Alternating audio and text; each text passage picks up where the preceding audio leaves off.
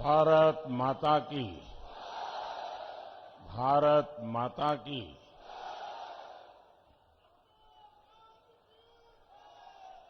बालार ऋषि के तपोभूमि और महाराजा सुहेलदेव के युद्ध स्थली बहराइच स्वतंत्रता के अमर सेनानी राजा देवभक्त सिंह का जन्मभूमि गोंडा, महात्मा बुद्ध के श्रावस्ती और मां पाटेश्वरी देवी का पुण्य भूमि बलरामपुर के लोगन का हमार कोटि कोटि प्रणाम।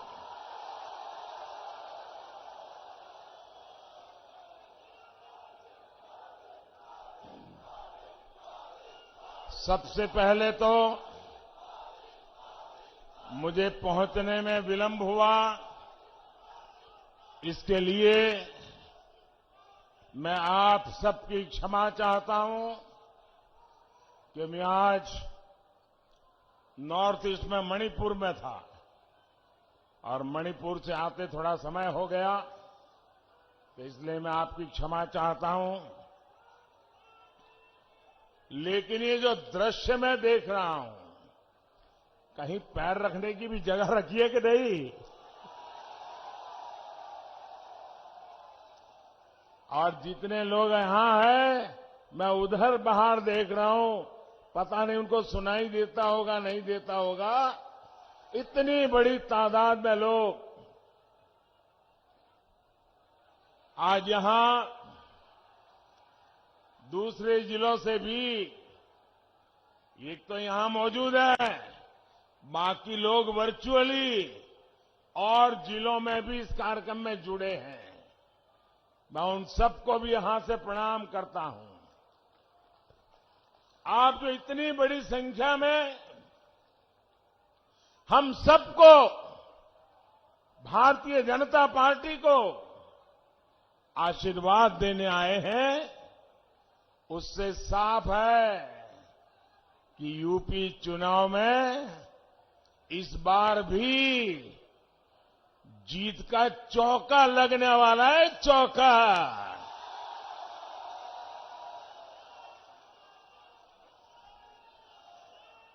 एक बार 2014, दूसरी बार 2017, तीसरी बार 2019 और इस बार चौका।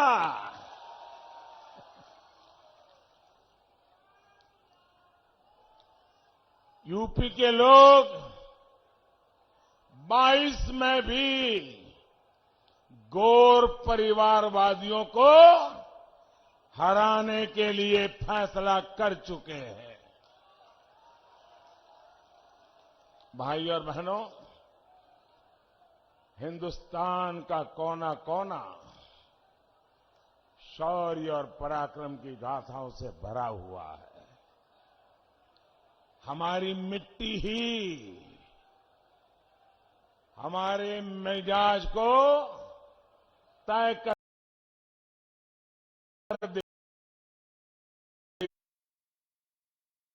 देती है। हमारी मिट्टी ही हमारा व्यक्तित्व रच देती है। जिस धरती पर हम हैं, ये धरती ही महाराजा सुहेलदेव के पराक्रम की महक लिए हुए है। पिछले वर्ष मुझे उनके स्मारक के शिलान्यास का भी सौभाग्य मिला। इस स्मारक में उनकी भव्य प्रतिमा भी लगाई जाएगी। साथियों,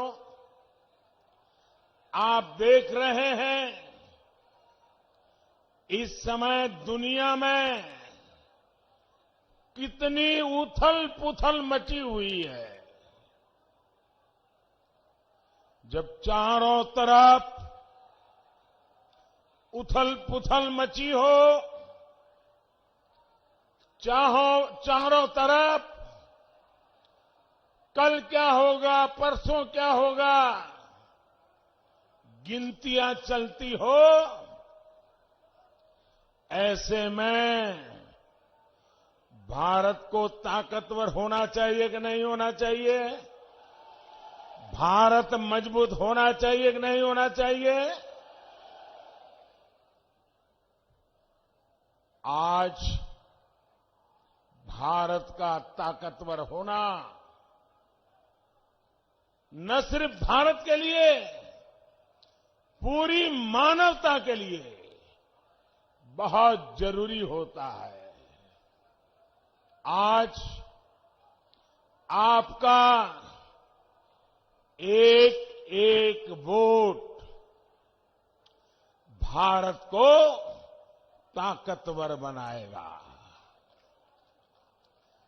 सहलदेव की धरती के लोगों का एक एक वोट देश को मजबूती देगा। आप देखिए, स्कूल में भी कोई ढीला ढाला टीचर हो तो स्टूडेंट को पसंद आता है क्या? जरा जोर से बताइए। ढीला ढाले मास्टर जी हो तो बच्चों को पसंद आता है क्या? बच्चों के परिवारजनों को पसंद आता है क्या? माँ भी चाहते हैं ना कि टीचर मजबूत होना चाहिए। चाहते कि नहीं चाहते? आपके इलाके में दरोगा भी बिल्कुल ढीला ढाला हो तो किसी को पसंद आता है क्या? दरोगा भी मजबूत चाहिए, ऐसा आपको लगता है कि नहीं लगता है? तो भाइयों बहनों, इतना बड़ा देश, इतना बड़ा राज्य, जिम्मेवारी भी मजबूत कंधों पर होनी चाहिए कि नहीं होनी चाहिए? और इसलिए भाइयों बहनों, जब टफ टाइम होता है, जब टफ टाइम होता है तो टफ लीडर होना भी जरूरी होता है। साथियों, हमने तमाम संघर्षों से लोहा लेते हुए आजादी से यहां तक का सफर तय किया है।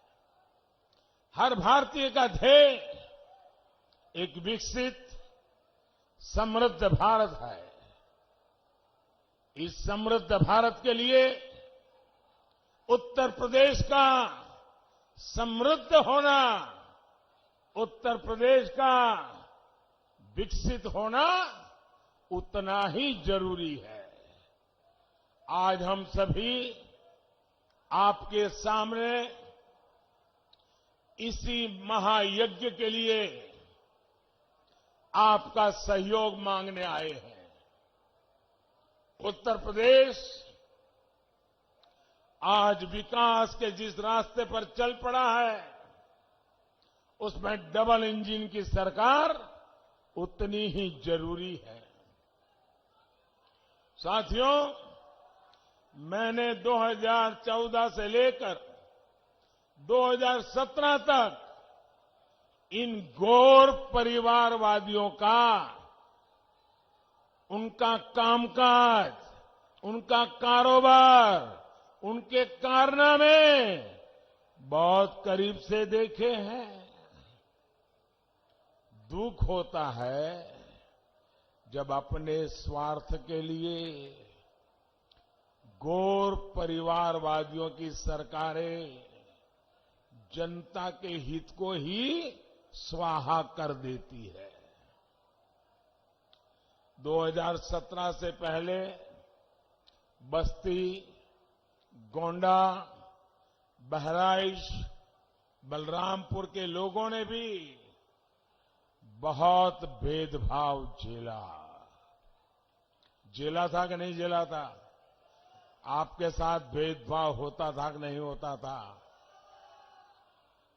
अब योगी जी की सरकार पिछले 5 सालों से हर वो प्रयास कर रही है जो आपके जीवन में सहूलियत ला सके, जो गरीब को सम्मान दे सके।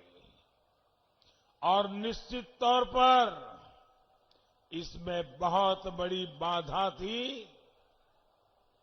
यूपी की बिगड़ी हुई कानून व्यवस्था। बीते 5 साल में भाजपा सरकार यहां की कानून व्यवस्था को पटरी पर ले आई है।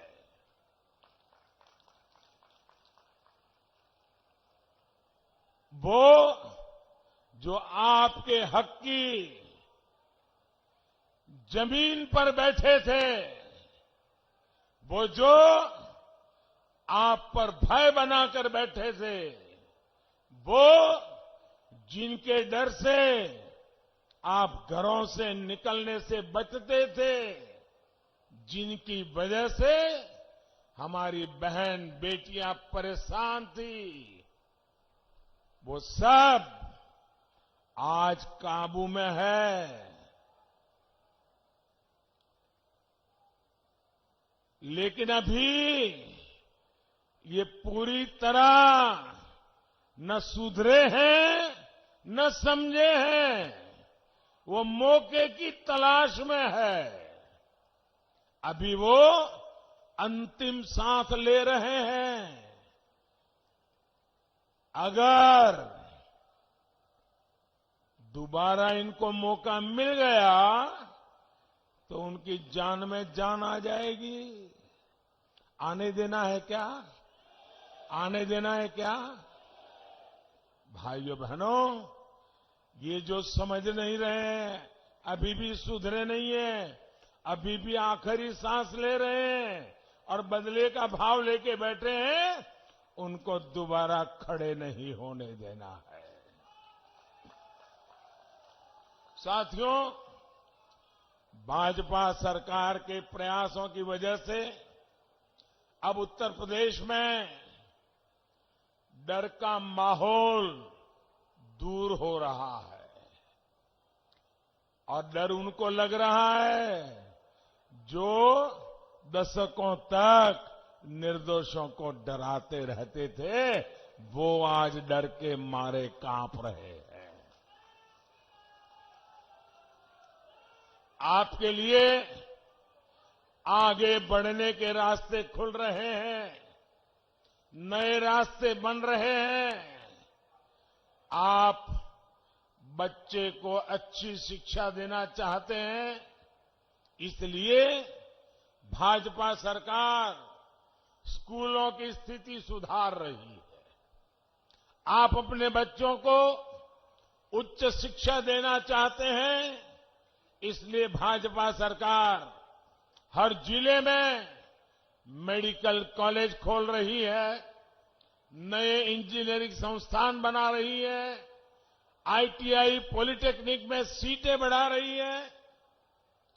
आप अपनी दुकानदारी करना चाहते हैं, अपना कारोबार शुरू करना चाहते हैं, इसलिए भाजपा सरकार मुद्रा योजना के जरिए आपको बैंकों से आर्थिक मदद दे रही है।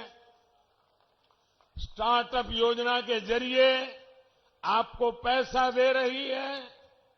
आप चाहते हैं कि इलाज पर खर्च कम हो, बेहतर इलाज की सुविधा मिले, इसलिए भाजपा सरकार आयुष्मान योजना के तहत 5 लाख रुपए तक के मुफ्त इलाज की सुविधा दे रही है।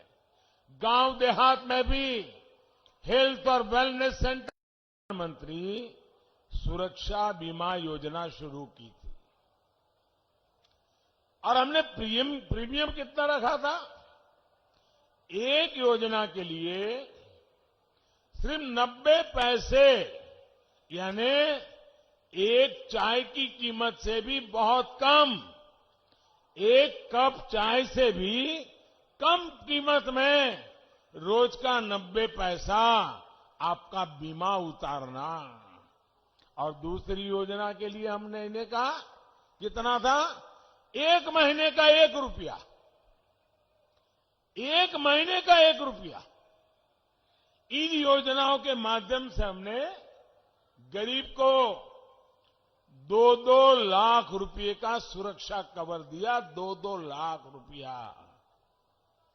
आज यूपी के 4.5 करोड़ से ज्यादा मेरे गरीब भाई बहन इस योजना से जुड़े हुए हैं। और आपको खुशी होगी, इस सुरक्षा की वजह से भी यूपी के गरीब परिवारों को बीते वर्षों में करीब 1,000 करोड़ रुपए की मदद उनके खाते में सीधी पहुंची है। 1,000 करोड़ रुपया। हमारी सरकार संकट के समय कभी भी किसी का साथ नहीं छोड़ती, बल्कि गरीब परिवार का संबल बन करके खड़ी रहती है। भाई और बहनों, गरीबों के लिए सरकार की इसी संवेदनशीलता को आपने इस कोरोना के काल में भी देखा है, महसूस किया है। हम सबको पता है पूरी दुनिया में कितनी बड़ी भयंकर महामारी आई है। 2 साल हो गए। पूरी मानव जात, दुनिया का हर देश, अमीर हो गरीब हो, हर कोई 100 साल की ये भयंकर बीमारी के चपेट में आया हुआ है। ये संकट हमारे देश पर भी बहुत गहरा, लेकिन ऐसे संकट के समय हमारी सरकार हाथ पर हाथ धर करके नहीं बैठी। क्या करे, पूरी दुनिया में हुआ है, ये तो वायरस है, आने ही वाला है। हम रोते नहीं रहे, बैठे नहीं रहे। हमने एक के बाद एक इस समस्या के सामने रास्ते खोजते रहे, देश के लोगों की जिंदगी बचाने के लिए लगे रहे। ऐसे कालखंड में कोई भी गरीब भूखा न रहे, किसी गरीब के घर में चूल्हा न जले, कोई गरीब का संतान रात को भूखे पेट सो न जाए, इसलिए हमारी सरकार अन्न के भंडार खोल दिए। दोस्तों, अन्न के भंडार खोल दिए। पूरे देश में, दुनिया को भी अचरज होता है, 80 करोड़ लोगों को करीब 2 साल से मुफ्त में राशन मिल रहा है। और हमारे उत्तर प्रदेश में 15 करोड़ लोगों को मुफ्त में राशन पहुंचा है। भाइयों बहनों, गरीब आज भाजपा को आशीर्वाद दे रहा है।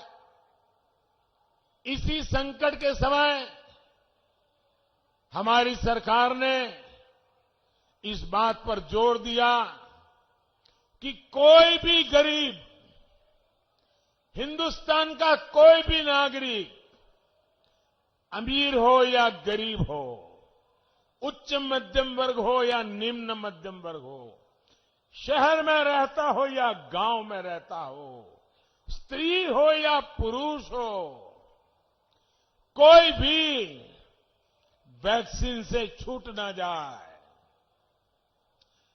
आप सबको वैक्सीन लगा है, टीका लग गया है? जरा हाथ ऊपर करके बताइए, टीका लगा है? आप मुझे बताइए, आपको टीका लगाने के लिए एक नया पैसा भी खर्चा करना पड़ा क्या? जोर से बोलिए ताकि ये जरा गौर परिवारवादियों को पता चले। कोई खर्चा आया क्या? कोई आपको पैसा देना पड़ा क्या? एक भी रत्ती रुपया देना पड़ा क्या? भाइयों बहनों, इतना बड़ा सेवा काम, इतना बड़ा देश और इतने कम समय में। लेकिन इन गौर परिवारवाद लोगों ने देश की जनता को गुमराह करने के लिए, आपको बहकाने के लिए दिन रात नए नए मनगढ़ंत तर्क दिए, अफवाहें फैलाई, भ्रम फैलाई। लेकिन भाइयों बहनों, आपका मेरे प्रति जो विश्वास था, आपका मेरे प्रति जो प्रेम था, उसके कारण वे सफल नहीं हो पाए और आज हर नागरिक के तक टीका पहुंच गया। भाइयों, उन्होंने ये तक कह दिया कि ये वैक्सीन तो भाजपा की है।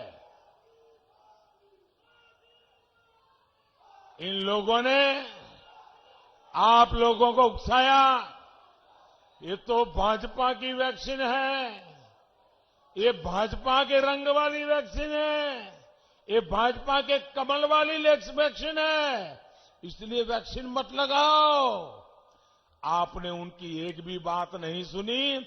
जैसे वैक्सीन में उनकी बातें नहीं सुनी है, चुनाव में भी मत सुनना। आपने हमारी बात मानी और टीका लगवाया। मैं आपका हृदय से धन्यवाद करता हूं भाइयों बहनों। और तो और इन लोगों ने तस्वीरें दिखाकर यूपी को बदनाम करने का भी काम किया। साथियों, दशक तक हमारे यहां गरीबी हटाओ के नाम पर, समाजवाद के नाम पर सिर्फ और सिर्फ वोट बटोरे गए और बाद में धन लूटा गया।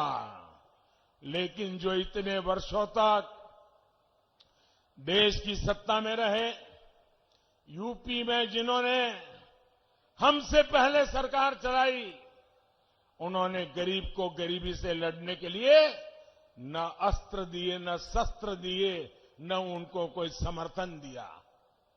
2014 में जब आपने हमें अवसर दिया तो हमने इस पुरानी सोच को बदलने के लिए कदम उठाए।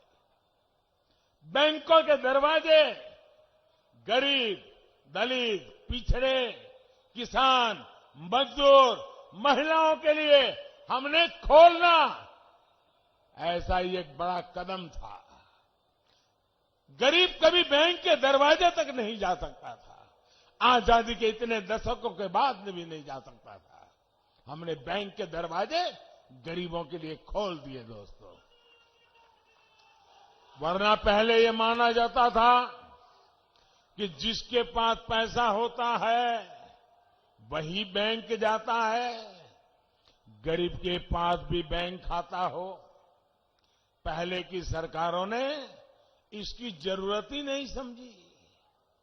ये भाजपा की सरकार है जिसने देश भर में 44 करोड़ गरीबों के जनधन खाते खुलवाए भाइयों बहनों। और इन जनधन खातों की ताकत देखिए।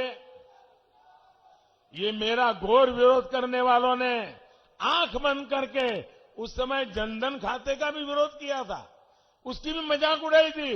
बोले लोगों के पास पैसे नहीं है, खाते खुल करके क्या करेंगे, ये जनधन खाता तो ड्रामा है, ऐसे ही बैंक के कागज खराब कर रहे हैं, ऐसी ऐसी बातें बोली थी। लेकिन जनधन खातों की ताकत देखिए साथियों। बच्चों की पढ़ाई के लिए सरकारी मदद बिना बिचौलिए, बिना कट सीधे बैंक खाते में पहुंच जाती है। पीएम किसान निधि, कोई बिचौलिया नहीं, सीधा छोटे किसानों के और हर किसान के बैंक खाते में पैसा पहुंच जाता है। फसल बेची तो पैसा सीधा बैंक खाते में आ रहा है। आज कोई सब्सिडी आनी है तो सीधे बैंक खाते में आती है। पीएम आवास का पैसा आता है तो सीधे बैंक खाते में आता है। मनरेगा का पैसा आता है तो सीधा बैंक के खाते में आ जाता है। जो पहले आपके हक पर डाका पड़ता था, बिचौलिए जो आपका पैसा खा जाते थे, उनके लिए भाजपा सरकार ने दरवाजे बंद कर दिए। साथियों, जनधन खाते के साथ जब हमने मोबाइल फोन और आधार को जोड़ा तो ये सुरक्षा चक्र और मजबूत हो गया।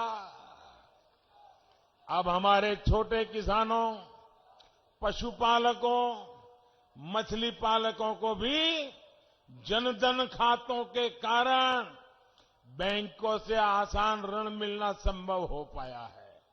आपको पता होगा, हमारे देश के एक प्रधानमंत्री सार्वजनिक रूप से बोले थे।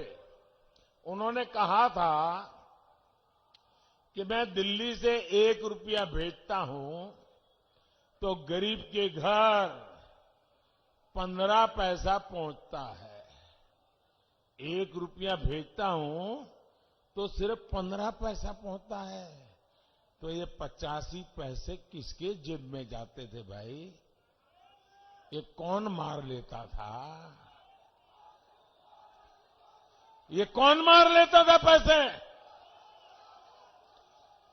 अगर 1 रुपया भेजा है तो 100 पैसे पूरे गरीब के खाते में जाने चाहिए कि नहीं जाने चाहिए?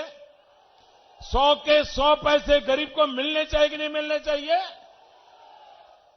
अब मैंने ये पक्का कर लिया कि गरीब के खाते में दिल्ली से मैं 1 रुपया भेजूंगा तो बीच में कोई हाथ नहीं लगाएगा, 100 के 100 पैसे पहुंचेंगे।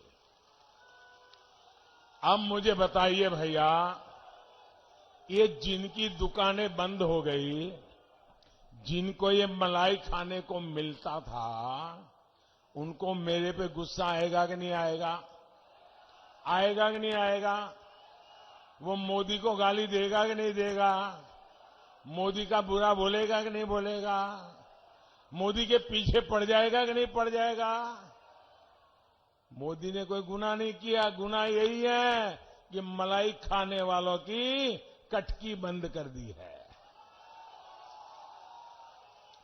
आप मुझे बताइए, मैंने सही किया कि गलत किया? सही किया कि गलत किया? ये करना चाहिए था कि नहीं करना चाहिए था?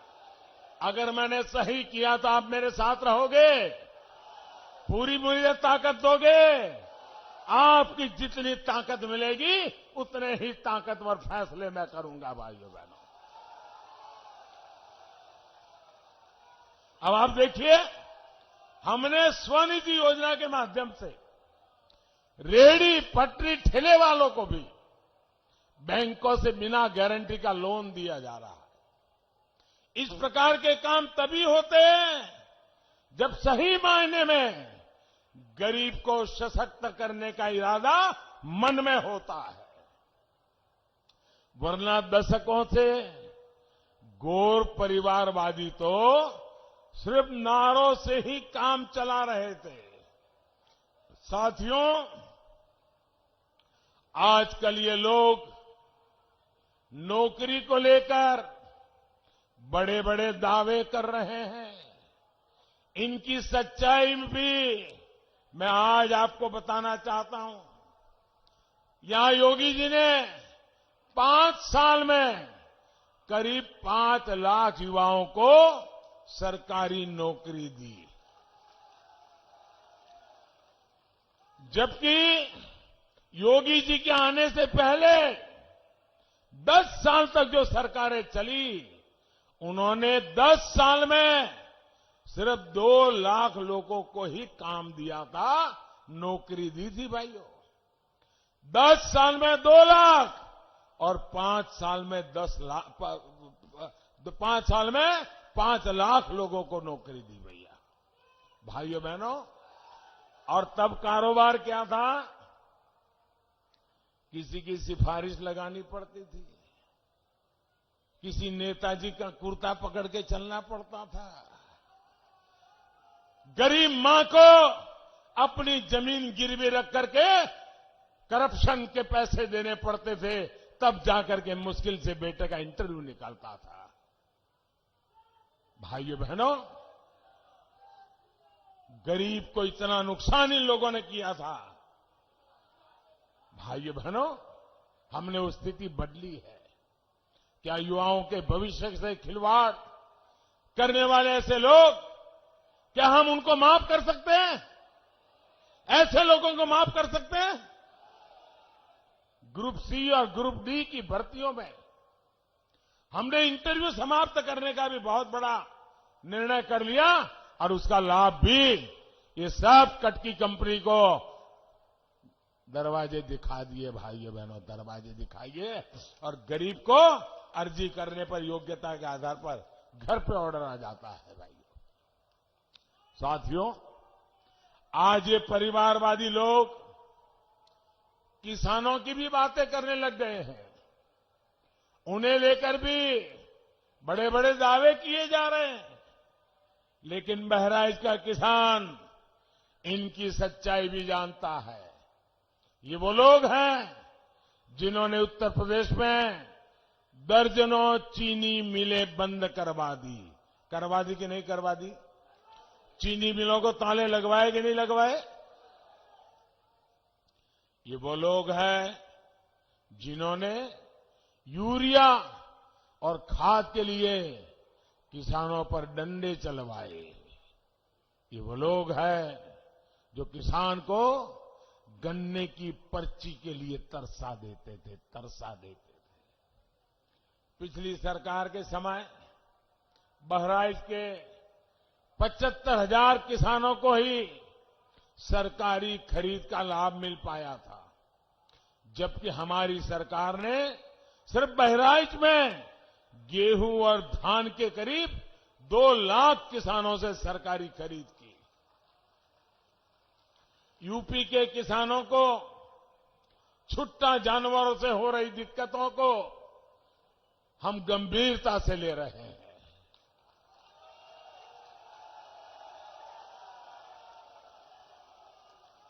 हमने रास्ते खोजे हैं दोस्तों, और मैं आपकी इस चिंता को पूरी तरह समझता हूं और मैं आपको बताता हूं, मैं रास्ता खोज करके लाया हूं दोस्तों। 10 मार्च को आचार संहिता समाप्त होने के बाद, नई सरकार बनने के बाद योगी जी के नेतृत्व में उन सारी नई योजनाओं को हम लागू कर देंगे। भाइयों,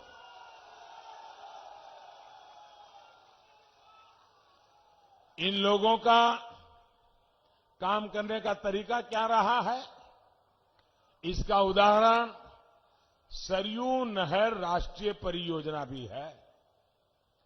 इनकी लापरवाही की वजह से ये योजना 4 दशक से भी पूरी नहीं हो पाई। 40 साल बीत गए भाइयों। ऐसे लोगों की क्या जरूरत है?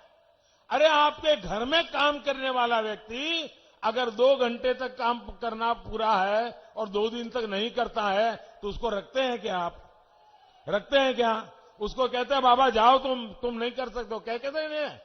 ऐसे लोगों को सरकार में वापस लाओगे क्या? लाओगे क्या? 40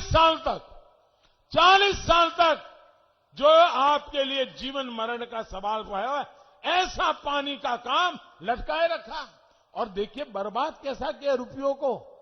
जब ये योजना का प्रारंभ हुआ था, तब खर्चा होने वाला था 100 करोड़। 100 करोड़ में शानदार काम हो जाता, लेकिन 40 साल लटके रखा। जो आए उन्होंने कटकी की, हर किसी ने अपनी मलाई खाने का रास्ता खोजा, और जाते जाते 100 करोड़ का काम 10,000 करोड़ रुपए तक पहुंचा। 10,000 करोड़, ये पैसे आपके थे जो बर्बाद कर दिए इन लोगों ने। आपकी कमाई के पैसे थे, इन्होंने बर्बाद किए हैं। इस योजना से बहराइच और गोरखपुर के बीच 9 जिलों के 30 लाख किसानों को सीधा फायदा होने वाला था। 30 लाख किसानों का इन्होंने गला घोंट दिया भाइयों। लेकिन बरसों के इंतजार के बाद आपको ये लाभ अब मिला है, हमारी सरकार के प्रयासों से मिला है। साथियों, बहराइच की ये धरती हमेशा से आक्रमणकारियों के मंसूबों को ध्वस्त करती रही है। देश के खिलाफ जाने वालों को यहां की मिट्टी माफ नहीं करती है। लेकिन इसी मिट्टी ने देखा है कि कैसे इन परिवारवादियों ने आतंकी हमला करने वालों पर अपना प्यार उड़ेला।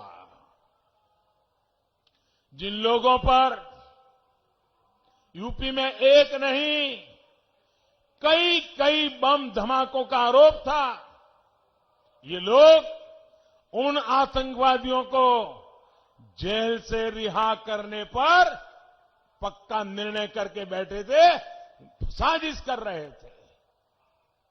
ये उन पर मुकदमा नहीं चलाना चाहते थे। समाजवादी सरकार आतंकी संगठनों पर प्रतिबंध लगाने के तक खिलाफ थी।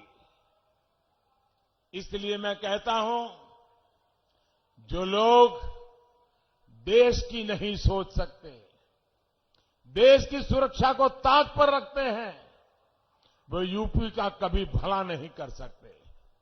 भाइयों बहनों, आप मुझे बताइए, और जरा बहराइच से आवाज ऐसी निकलनी चाहिए कि इन घोर परिवारवादियों की नींद उड़ जाए। जवाब देंगे? आप मुझे बताइए, जो बम धमाके करके निर्दोष लोगों को मौत के घाट उतार दें, ऐसे आतंकवादियों को सजा होनी चाहिए कि नहीं होनी चाहिए? कड़ी सी कड़ी सजा होनी चाहिए कि नहीं होनी चाहिए?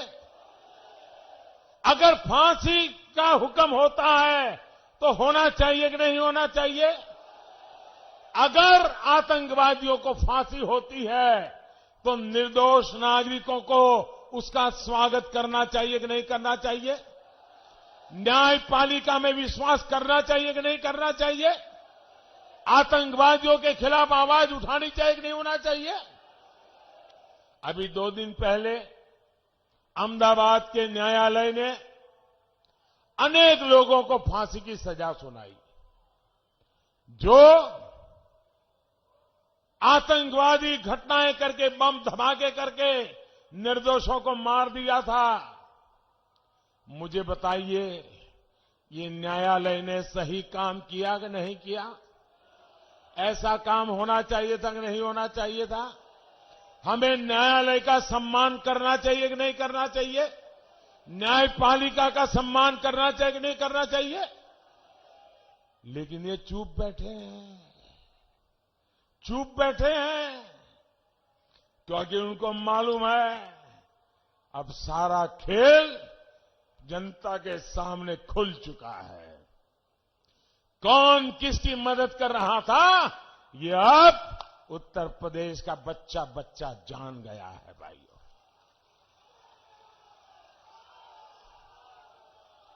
बहराइच, गोंडा, श्रावस्ती, बलरामपुर जिलों में विकास को रफ्तार दी जा सके, इसके लिए कई 100 करोड़ रुपए इसकी योजनाओं पर तेजी से काम चल रहा है। बहराइच गोंडा रेल मार्ग पर इलेक्ट्रिक ट्रेन की शुरुआत का रास्ता खुल गया है। यहां नए पुल बनाना हो या फिर कनेक्टिविटी के काम, हमारी हर कोशिश उत्तर प्रदेश के विकास के लिए है। 10 मार्च के बाद हमारी सरकार ऐसे कार्यों के लिए, आपकी सेवा के लिए नई ऊर्जा के साथ जुटेगी। लेकिन भाई और बहनों, आपको ये और बात गांठ बांध लेनी है, माफियावादियों को मौका मिला तो ये लोग गांव गरीब की योजनाओं को बंद कर देंगे, बदले की भावना से बंद करेंगे। जिसको मौका पड़ेगा वो बदला लेने की ताक में है क्या बदला लेने देंगे? बदला लेने देंगे? जो बदला लेना चाहते हैं उनको आने देंगे?